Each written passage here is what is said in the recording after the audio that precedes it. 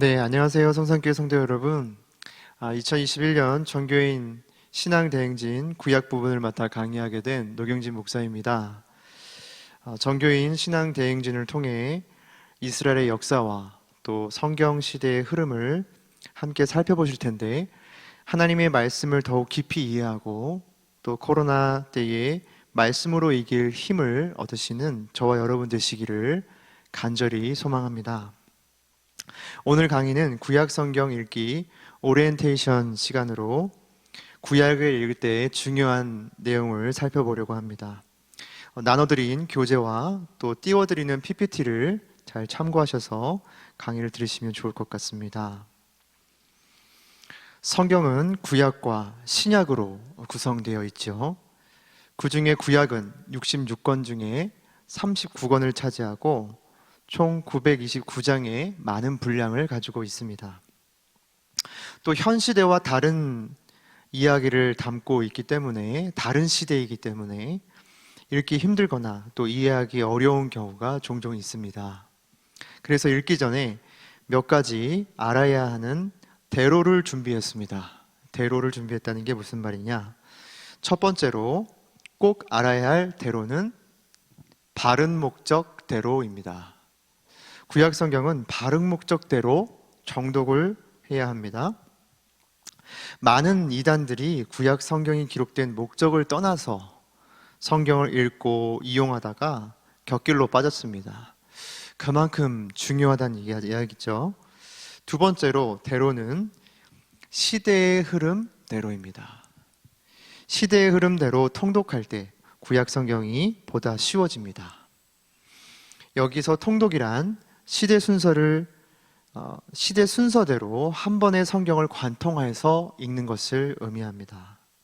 구약의 7가지 시대를 살펴보시면서 각 시대들이 어떤 특징을 가지고 있고 또 시대의 변화를 어떻게 왔는지 구약 성경을 관통해 드릴 것입니다.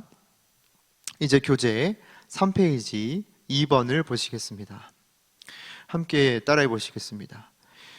구약 성경이 기록된 목적.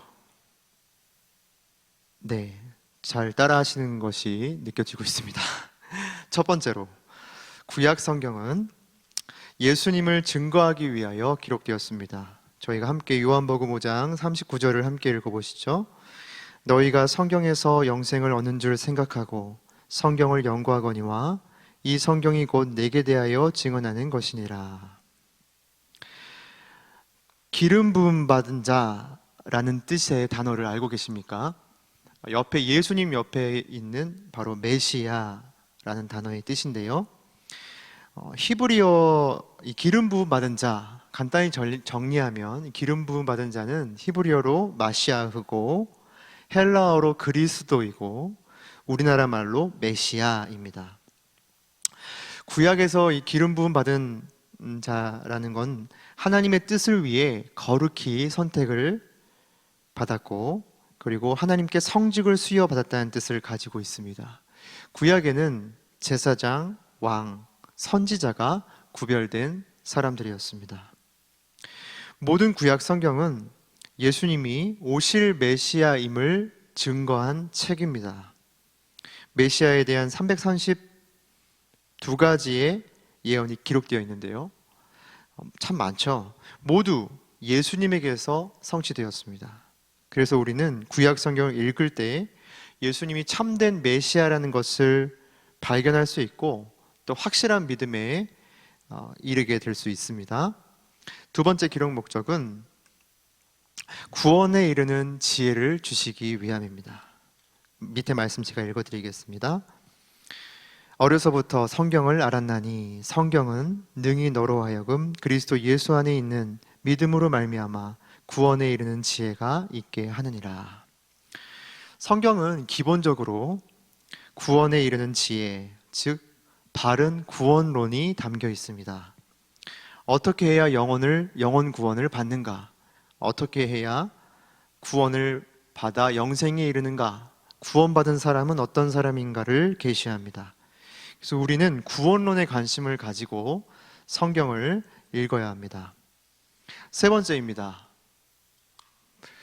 세 번째는 사람을 온전하게 하고 선한 일을 행할 능력을 갖추기 위해 구약 성경이 기록되었습니다. 디모데후서 3장 16절 17절 밑에 보시면서 함께 눈으로 보십니다. 모든 성경은 하나님의 감동으로 된 것으로 교훈과 책망과 바르게 함과 의로 교육하기에 유익하니 이는 하나님의 사람으로 온전하게 하며 모든 선한 일을 행할 능력을 갖추게 하려 함이라. 모든 사람들은 불완전합니다. 성품과 능력 면에서, 그리고 성숙이라는 관점에서 모두 다 성장이 필요합니다. 하나님은 구약 성경을 통해 온전한 사람이 되게 하시기로 작정하셨습니다. 그래서 구약을 기록하셨고 선한 일을 행할 능력을 주십니다. 네 번째 기록 목적은요, 하나님께 교훈을 받고 성경의 위로로 소망이 있게 하시기 위함입니다. 화면을 보시면서 로마서 15장 4절을 함께 읽어 보시겠습니다.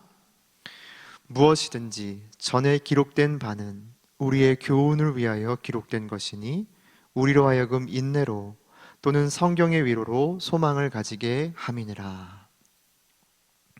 여기 보시면 구약 성경에 기록된 모든 내용은요, 모두 다 역사적인 사실입니다.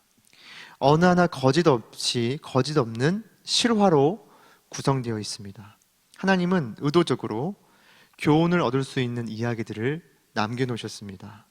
또한 오늘날의 성도들이 이를 통해 위로를 받고 소망을 품게 하셨습니다. 그래서 성경을 읽다 보면 어느덧 이거 나의 이야기인데 하는 내용들이 나타나기 시작하죠. 그때 교훈과 위로를 얻게 됩니다. 마지막입니다. 마지막, 말세에 성도를 깨우치고 악을 즐기지 않도록 구약 성경을 주셨습니다. 고린도전서 10장 6절과 11절의 말씀 제가 읽어드립니다. 이러한 일은 우리의 본보기가 되어 우리로 하여금 그들이 악을 즐겨한 것 같이 즐겨하는 자가 되지 않게 하려 함이니 그들에게 일어난 일들은 본보기가 되고 또한 말세를 만난 우리를 깨우치기 위하여 기록되었느니라. 하나님은 성경을 통해 성도들을 깨우치십니다. 잠들어 있는 성도들을 깨우치시고 각성케 하십니다. 악을 즐기고 있다면 그것은 내 영혼이 잠들어 있는 상태임을 성경은 이야기합니다. 깨어서 악을 즐기지 않는 사람이 되게 하기 위하여 구약 성경을 주셨습니다. 자, 이제 교재 3번 구약의 7가지 시대를 이어서 살펴보도록 하겠습니다. 구약은 7가지 시대로 나눌 수 있는데 첫 번째는 원역사입니다. 원역사라고 부르는 이유는 창조, 타락, 홍수, 심판, 또 바벨탑 사건처럼 인류 역사의 시작과 근원이 그곳에 담겨 있기 때문입니다.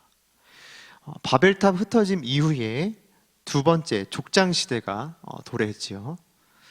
족장시대는 새로운 시작으로서 한 사람으로부터 구원의 역사가 시작된다는 의미가 있습니다. 아브라함을 부르셨고요, 언약을 맺으셨고 그를 통해 모든 사람이 구원을 얻도록 하셨습니다. 이것을 하나님의 구속사라고 이야기를 하는데요, 족장시대에는 아브라함과 이삭과 야곱과 요셉, 이렇게 네 사람의 이야기가 담겨 있고 이들을 중심이 되어 이스라엘 나라의 기틀이 마련됩니다. 세 번째 시대는 모세와 출애굽 시대입니다. 간단하게 모세 시대라고 불리기도 하는데요, 형제들에게 버림받은 요셉, 애굽의 노예가 된 요셉, 이 요셉이 민족을 구원하는 애굽의 총리가 되죠. 그래서 이 구원하는 그 요셉이 쓰임을 받으면서 애굽에서 이스라엘 백성들이 번성하게 될 수 있었고, 결국에는 이 위협을 느낀 바로 왕이 이스라엘 민족 전체를 식민화하면서 노동을 갈취하고 그들을 억압하기 시작했습니다. 그래서 하나님께서는 모세를 선택하시고 모세를 통하여 이스라엘 나라를 이뤄 가십니다. 그래서 이스라엘 나라의 독립과 또 그 나라의 헌법을 의미하는 율법, 그리고 예배 공동체로 살아갈 수 있도록 또 예배법도 주셨고요. 그리고 약속의 땅 가나안으로 행진할 수 있는 방법, 또 광야에서의 훈련을 다루고 있습니다.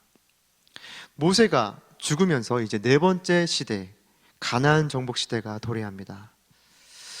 차기 지도자 여호수아는 12지파와 함께 이제 가나안 땅을 밟았지만 여전히 이방 족속들이 있었죠. 그래서 그들을 정복해야 했고, 정복 후에는 땅을 분배했습니다. 그리고 여호수아의 죽음으로 여호수아의 가나안 정복 시대는 끝이 나고 마죠. 다섯 번째 시대는 사사 시대입니다.